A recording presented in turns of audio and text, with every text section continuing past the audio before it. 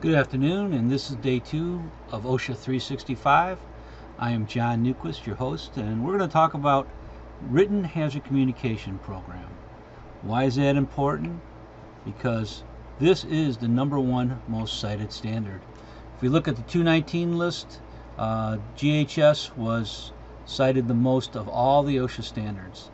The standard is 1910, which means general industry, 1200 E1. And so every employer that handles chemicals is generally going to have this program. So that's why it's going to be probably #1. It applies to construction. It also applies to industry as well as warehouses and other service industries. So let's go back a little bit earlier. I always remember this quote from The Jungle, written by Upton Sinclair about the Chicago stock markets. He worked in a place where his feet were soaked in chemicals, and it was not long before they had eaten through his new boots. Sores began to break out on his feet, and the sores would not heal, and in the end, his toes would drop off. And people were working with some dangerous chemicals. They were using sodium hydroxide, anything to disinfect the meat, and you didn't really know what it was. You didn't have an idea, and it was up to you to provide any protection if you did anything at all.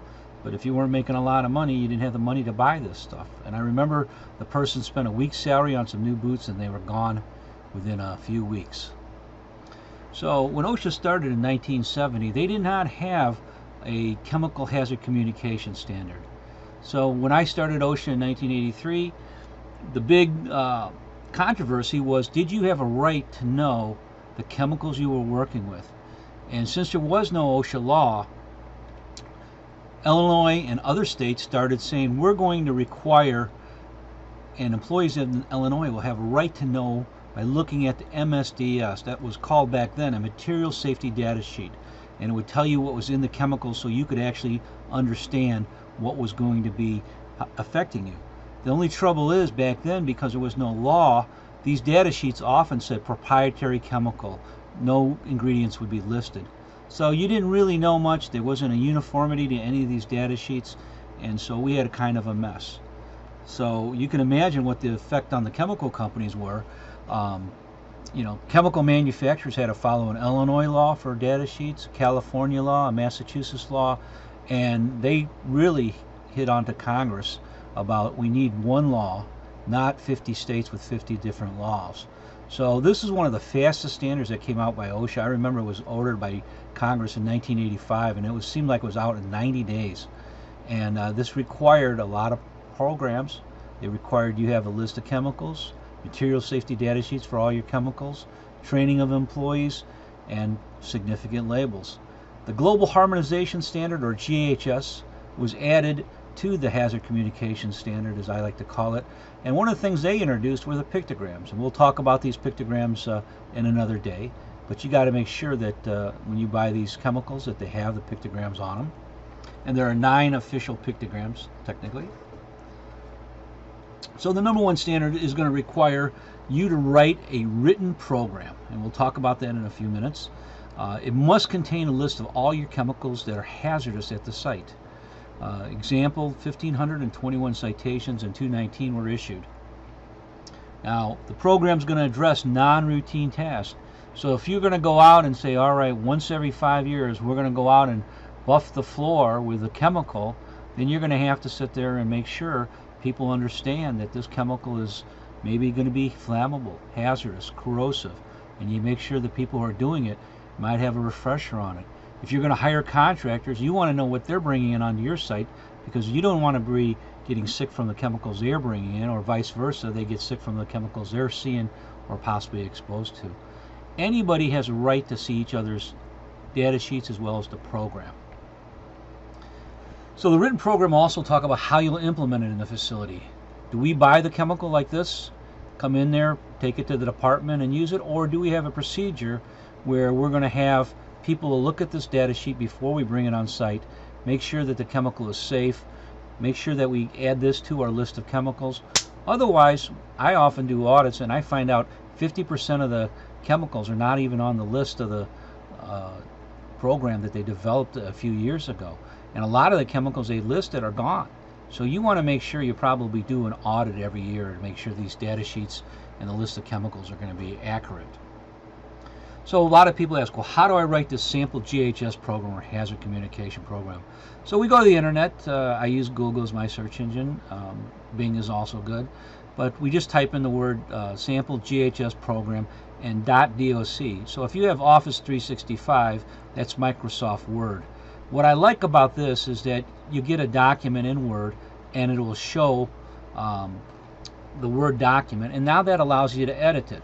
So if you notice that the second search is the Texas State Consultation Program, we go over to the right, we download this program, and this is what it's going to look like. Hazard Communication Sample Written Program.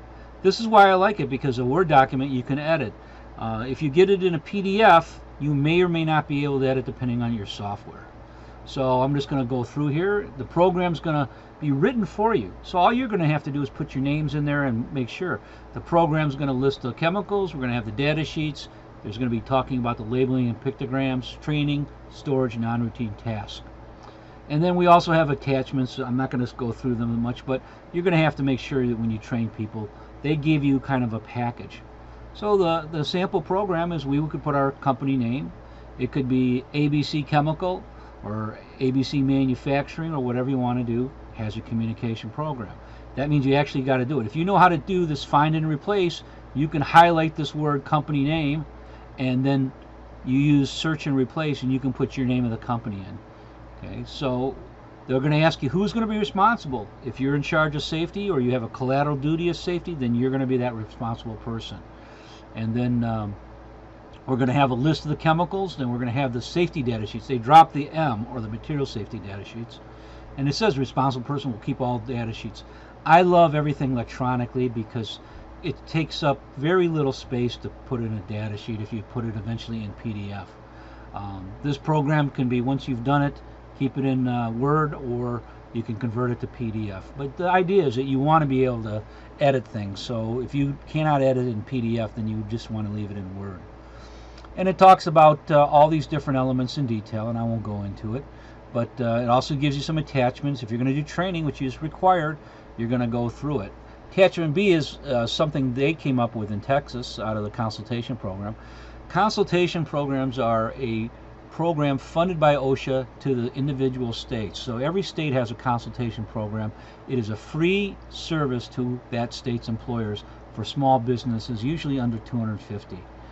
Their idea is that they're going to spend their resources and time with the smaller employers who need the help. So you can put whatever you want. You can change this format. It's just a simple Word document table, but you put down 1, 2, 3. Some people can put up a date. When they introduced it over here on the 4th column, if you discontinue, it's kind of nice. The product, just put down what everybody calls it at your facility. If you want to use a classification system, HMIS, Hazard Materials Identification System, is kind of old. It's now it's been around forever, but a lot of people use this or the National Fire Protection Association numbers, and they kind of ranked them. You can use whatever you want. Some people just list the chemicals, and that would be fine also. So easy to do. It just requires you to go over and do an inventory. So let's go back onto the left side. We got this chemical. We got a 1 gallon thing, which is going to be a paint stripper. Now we look at our list of chemicals, we don't see it on there. So the question is, we really want to control this bringing of chemicals, because some of the paint strippers could be cancerous. And if you have methylene chloride in this paint stripper, then your workers are exposed to a cancer-causing chemical. The methylene chloride standard would actually require you to determine the level of exposure by just simply using this chemical. So that's why it's important to control what is brought in and out of your plant. You just can't bring chemicals in from a store that's okay because it's convenient. You want to bring chemicals in there that are safe, hopefully non-toxic, non-cancerous for your workers. And you want to make sure that when you do your inventory, that we have labels on everything. What is this big yellow and gray thing? I don't know. It's some kind of compressed gas, but there's no pictograms, there's no labels. And these other ones over here, we see the pictogram for compressed gas. It should tell us what's in that gas. So you need to go through all the chemicals you have at your facility and make sure you have them in your list of chemicals. And that's why I said it's not required to do an audit, but if OSHA was out there and they find out you're missing 50 chemicals, you're probably going to get a citation for it. I don't think they would get mad if you just had 1 chemical out of 300 that was missing. All right, any questions, just send them to me at johnanewquist@gmail.com. Thank you very much.